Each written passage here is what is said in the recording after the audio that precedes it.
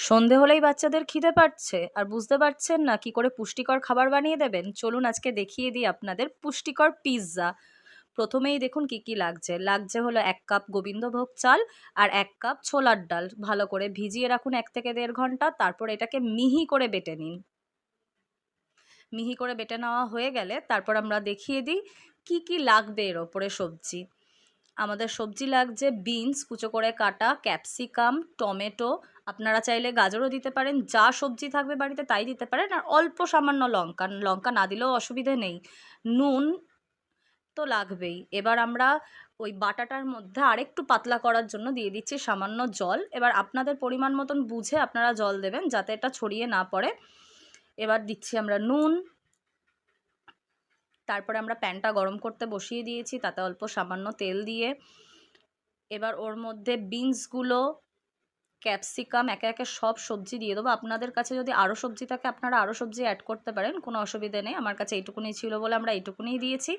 এর মধ্যে দিয়ে দিলাম নুন। এবার হালকা আছে একটু সময় ধরে ভালো করে নেড়ে নেব যাতে পোড়া না লেগে যায় এবং সেদ্ধও হয়। ক্যাপসিকাম দিয়ে বেশিক্ষণ নাড়বেন না, তাহলে ওর গন্ধটা চলে যাবে। সামান্য নেড়ে ঠেড়ে এবার এটাকে আমরা নামিয়ে নেব।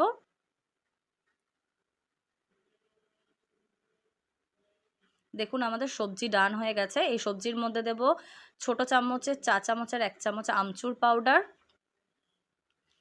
দিয়ে ভালো করে মেখে তার মধ্যে দেব অরিগ্যানো পাউডার, তাহলে পিৎজার স্বাদটা আরও ভালো করে বেরোবে। আমরা ওই ব্যাটারটার মধ্যে একটু অরিগ্যানো পাউডার দিয়ে দিলাম। এবার ভালো করে ওটাকে মিশিয়ে নিতে হবে। এবার আমরা ওই ব্যাটারের মধ্যে 1/2 চামচ দিচ্ছি হলো বেকিং সোডা। ভালো করে এটাকে নাড়িয়ে নিয়ে প্যানটাকে ব্রাশ করে নেব।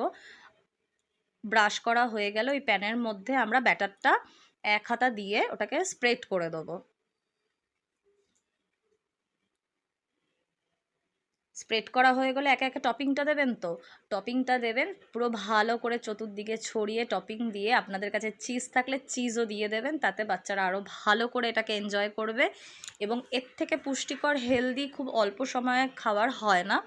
আপনারা বাচ্চাদের অবশ্যই বানিয়ে খাওয়াবেন। এটা খুব হেলদি এবং স্বাস্থ্যের জন্য উপকারী, কোনো খারাপ কিছু নেই। এবার এটাকে আমরা পাল্টে ঢাকা দিয়ে দেবো যাতে পুরোটাই একদম ঠিকঠাকভাবে কুক হয়। এবার প্লেটটা সরিয়ে এটাকে উল্টে দিলেই রেডি আমাদের সন্ধেবেলার বাচ্চাদের খিদে পাওয়ার জন্য উপযুক্ত স্ন্যাক্স। এরকমভাবে পিৎজাটা বাচ্চাদের বানিয়ে দিন আর বাইরের পিৎজা বাচ্চারা খাবেই না। টাটা।